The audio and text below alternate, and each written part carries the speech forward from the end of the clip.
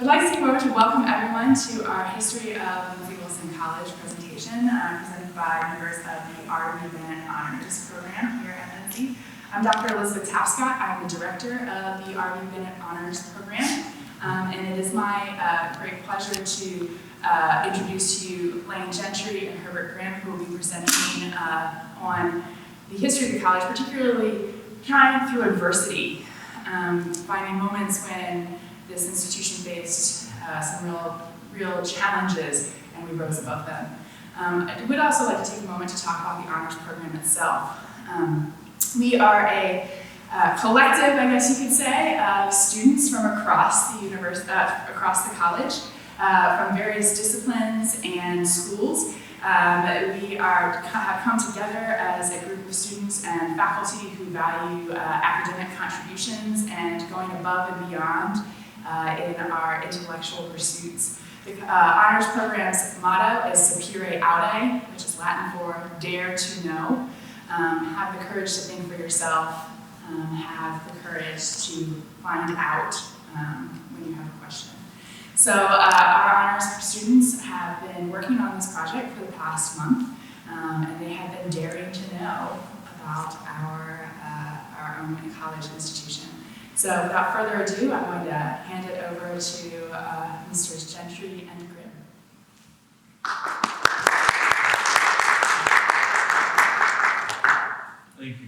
Thank you very much. And thank you, Dr. Tapscott, for the intro and the great pitch. So, it's wonderful. All right. So hello, everyone. On behalf of the LR Bennett Honors Program, I would like to welcome you all to this presentation on the history of Lindsey College. I am incredibly honored to be up here and have the opportunity to speak to you all today. Before we begin, I would also like to introduce the other honors students who have been working incredibly hard on this presentation over the past month. Up here with me today is Herbert Grimm. He's a junior, double majoring in history and political science. And there are two honors students who worked with us very hard on this project, but unfortunately had prior engagements and couldn't be here today. Aiden Sanders is a freshman double majoring in English and secondary education. Samantha Hawkins is a senior double majoring in music and middle grades education with dual emphases in math and social studies. Very busy person. And finally, my name is Gentry. I'm a secondary education major and a history major with an emphasis in social studies. It is our honor to present to you Trying Through Adversity, the history of Lindsey College. Now, at first glance, Lindsey might not look like much. It's a little school in a little town in a little state. However, big things come from small places, and even a cursory look at our school's history proves that Lindsey is truly special. At times when other schools were closing or failing, Lindsey College persevered.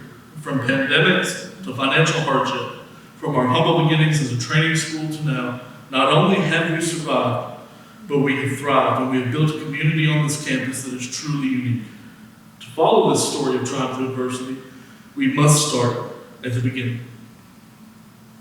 The history of Lindsey College begins with an act of love.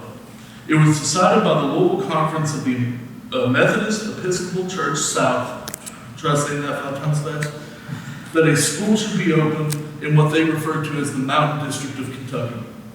There were many contenders, but Columbia eventually won out, and plans were made to open a school here. When the fundraising effort began, Mrs. Catherine Wilson donated a whopping $6,000 to help open the school. With such a large donation, she asked for and was given the right to name this new school, and she took that opportunity to commemorate a loved one. She chose to name this new institution Lindsey Training School after her nephew and stepson, Marcus Lindsey Wilson, who had tragically died at the age of 19 while studying to be a minister. It was because of the love of Mrs. Wilson, her donation, and the donations of the citizens of Columbia that Lindsey was born. The school officially opened on January 4th, 1904, with a total enrollment of 325 students for the first year. It was said that new students didn't even wait for construction to finish before flocking to campus. Lost my place. Lindsey Wilson did not begin as the four-year institution that we know and love today. Its primary purpose was as a training school who was meant to prepare students to attend Vanderbilt University. The training school also trained new teachers by having them teach at a primary school that was located here. In order to attend this new school, students had to pay an astronomical $85 a year. But despite these outrageous tuition costs, students flocked to the new school, and it was prosperous throughout the 1910s. However, this time was not without its hardship.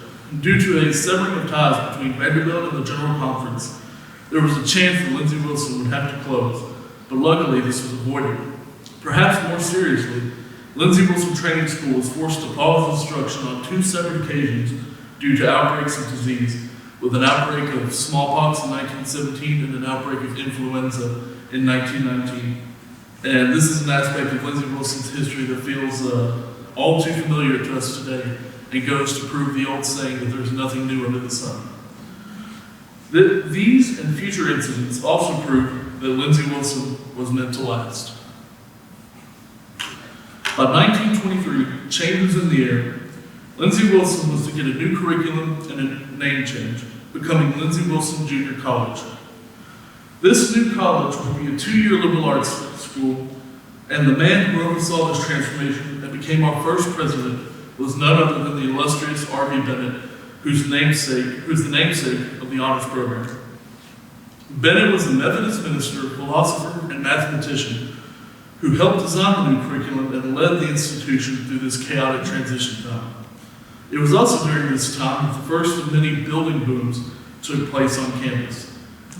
Buildings such as what is now the LR McDonald Administration Building in Phillips Hall already existed, but new buildings such as the gymnasium that we now know as the Slatter Humanities Center, the first president's home, and a new dining hall were built during this time. And we also acquired a 20-acre farm, which is always fun. From 1923 to 1932, R.V. Bennett helped this new Lindsey Wilson College become a prospering and thriving institution. Bennett laid the foundation for Lindsey Wilson College, and I believe that it is not an overstatement to say that without his leadership, Lindsey Wilson would not be here today. But you have to realize that I'm a little biased being a proud member of the R.V. Bennett Honors Program. In 1932, R.V. Bennett took a job as president of Kentucky Wesleyan University, and A.P. White took his place and had the honor of leading Lindsey Wilson through its most trying time. A.P. White took over at the height of the Great Depression, a period when many institutions fell on hard times. As former trustee Thomas D. Everett once said, during a time when many colleges were forced to close their doors, President White made sure that the doors of education remained wide open at Lindsey Wilson. While other schools were forced to close, Lindsey Wilson stood firm. But this wouldn't be the last brush with death Lindsey Wilson would face under President White. In 1940, the Methodist Church held a conference on education policy in Louisville, and they recommended that Lindsey Wilson be closed. One of the committee members said of our school, "It is clear that there is practically no hope for the institution on the present basis with the present outlook." President White, of course, fought this tooth and nail, and Lindsey Wilson was spared an early death, at least for now. After shepherding the school through the Great Depression and the beginning of World War II, A.P. White passed away in 1942. The man brought in to replace him was V.P. Henry. Henry was brought in by the Louisville Conference to once and for all close Lindsey Wilson College.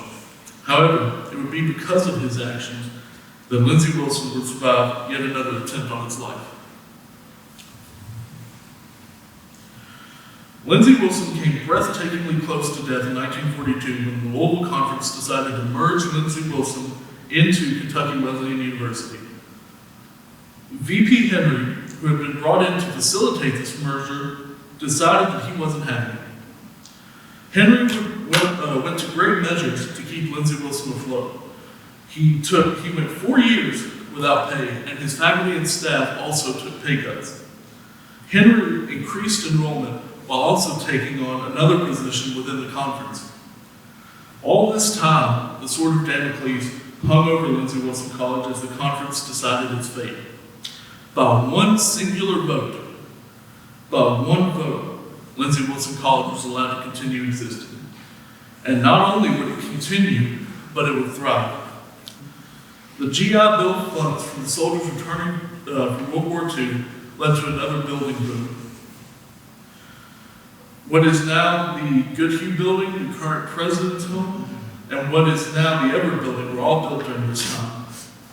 Lindsey Wilson will become accredited for the first time in 1951, only 9 years after being almost closed forever. I mean, imagine that. In only 9 short years, Lindsey went from being on the brink to not only being an accredited institution, but a thriving liberal arts college. If there is a theme to be found in the first half of Lindsey Wilson's history that continues throughout today, it is that Lindsey Wilson does not die. No matter what, we persevere. VP Henry retired as president in 1954 after 12 years of fighting for Lindsey Wilson and building it into a college that is now the gold standard among liberal arts institutions. And here to pick up the second half of the story and carry us to the present is my good friend, Herbert Grimm.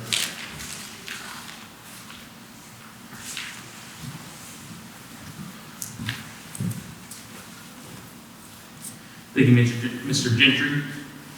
From the retirement of VP Henry, John Burns Horton, from 1954 to 1972, was Lindsey Wilson Junior College's third president. Horton himself was not a college graduate and was a former newspaper reporter and minister.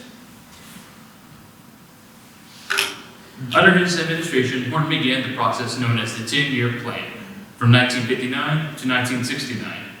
This would be the third building boom of the campus, where it added $500,000 to the endowment, the building of the first student union building in 1960, the Goodhue Science Building in 1966, 3 new residential buildings named Horton, Weldon, and Parrott Halls, the remodeling of Phillips Hall, expanded classroom space and faculty housing, and a physical education center and gymnasium. Horton was able to transform the school into a real campus with multiple dorms, class buildings, and expanded on athletics. Horton would then retire in 1972 from Lindsey Wilson Junior College, where LR McDonald would be the 5th president of the Lindsey Wilson College. Dr. LR McDonald, known as Brother Mac the Son, was a Taylor County native and graduate from Lindsey Wilson College in 1940, making him the first alumnus to serve as president. He married in 1942 to his wife, Margaret, on Lindsey Wilson campus by the future LWC president, Reverend V.P. Henry. Dr. McDonald was a Lindsey Wilson trustee for 10 years before his presidency, where his support was recognized greatly. To quote Garmeline Carpenter, a former science professor, "When the storm seemed to have had control, along came a strong individual in the person of Dr. McDonald, with a calmness that lifted the turmoils of the storm. The growing storm would be named LWC's Seventh Brush with Death, where the growing community colleges under the University of Kentucky would show a decline in support for community colleges and residential liberal arts schools. Even with this decline in support, McDonald was still able to support the college and keep it active throughout the hardships. Dr. McDonald would eventually retire in 1978, where John B. Begley would become president.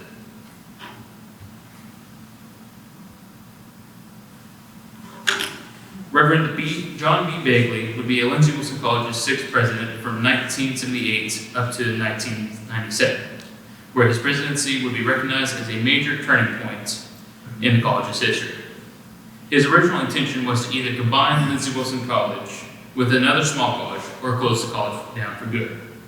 Yet his actions show more than just his support and careful thoughts.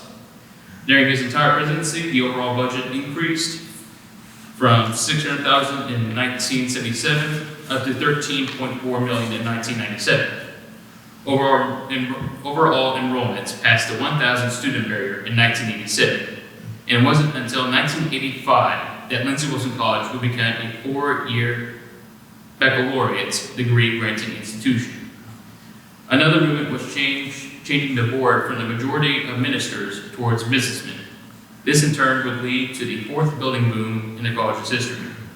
Many buildings and dorms were built in this time, including Bigger Sports Center in 1984, the Crail Student Union Building in 1983, with its further expansion in 1987, the Holloway Building in 1987, J.L. Turner Leadership Center in 1988, Roberta D. Cramner Dining and Conference Center in 1993, Henry and Mary Ellen Lilly Residence Hall in 1996, the W.W. Slider Amenity Center in 1997, and the John B. Begley Chapel in 1997.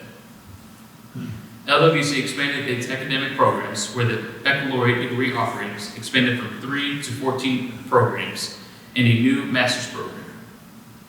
In athletics, Lindsey Wilson College would join the National Association of Intercollegiate Athletics, or NAIA. Begley's efforts had a massive impact on LWC's history through academic means, athletics, and enrollments. In 1997, John B. Begley would step down from the presidential position, where Walter S. Reuling would be 7th president of LWC from 1997 to 1998.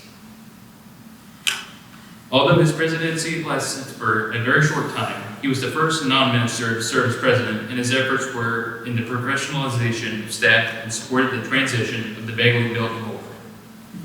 In 1998, Walter S. Reuling would step down as president, and Dr. William T. Luckey Jr. would be the 8th and current president of LWC.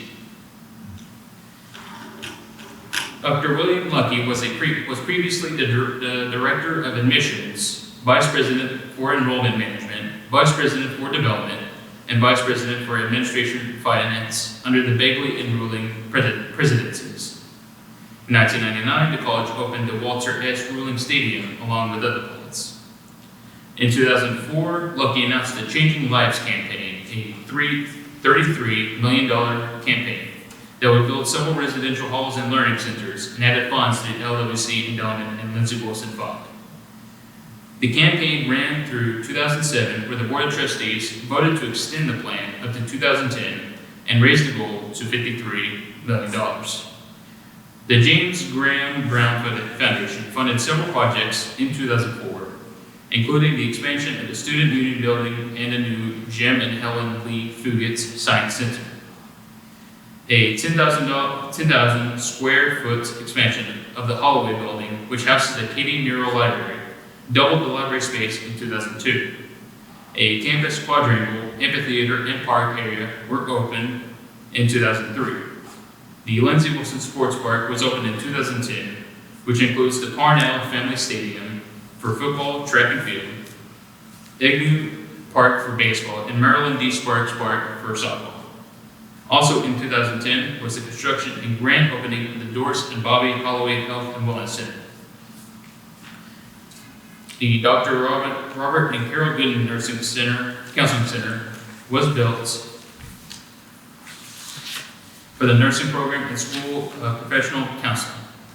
4 new residential buildings were opened, including Richardson Hall in 2000, Harold J. Smith Hall in 2010, Jarrett and Kendrick McCandless Hall in 2011, and Keith Hall in 2014. As a result of this expansion, Lindsey Wilson College has seen the largest enrollment in history and has been the fastest growing and most diverse independent liberal arts college in Kentucky for the past few decades. These expansions are what influence today through activities, academia, athletics, and events, and how Lindsey Wilson College triumphed over adversity. And I will turn it back to Mr. Gentry for closing remarks.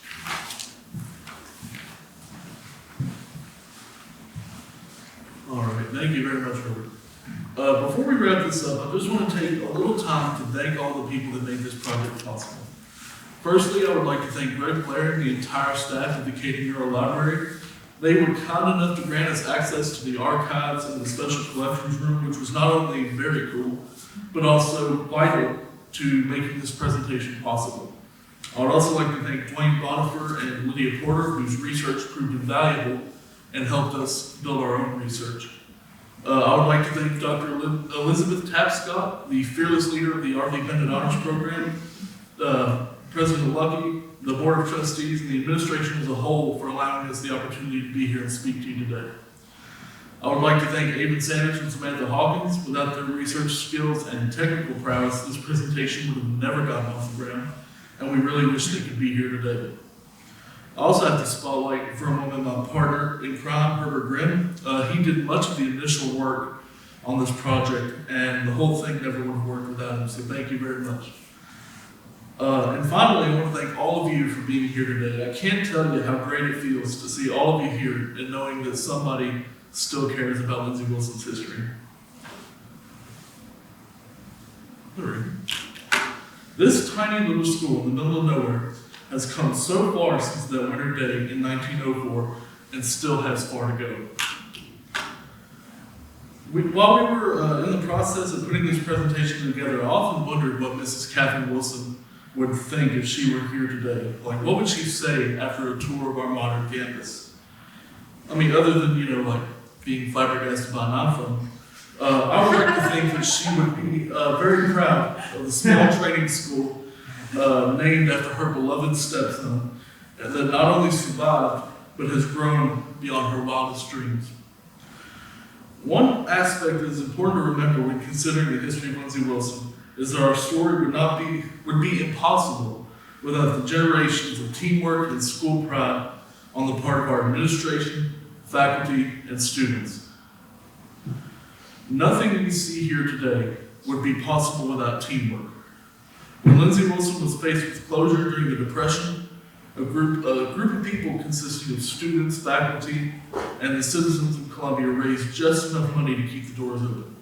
In 1942, not only did VP Henry go without pay to keep this institution alive, but so did his faculty and staff. These people didn't do this for fun. They didn't do it for no reason. They did it because they loved Lindsey Wilson College and recognized just how special it is. Thinking about this reminds me of something I read in one of our old yearbooks, The Pine Cone. It was from a student sometime in the 1950s, and he was describing what it was like to be a freshman on campus. He had this to say: "I well remember the first days at Lindsey, the world at my feet. Lines, long lines, short lines, trim lines, registration in early fall. Strangers and more strangers. The agony of unpacking, that first awful history test, the art of cramming, coffee in the student union building, my first Lindsey basketball game, my first great love." That is the sentiment that I believe that all of us who went to Lindsey Wilson College can identify with. And while we spent most of this presentation talking about the deeds of our past leaders, it has always been the students who are at the beating heart of this institution.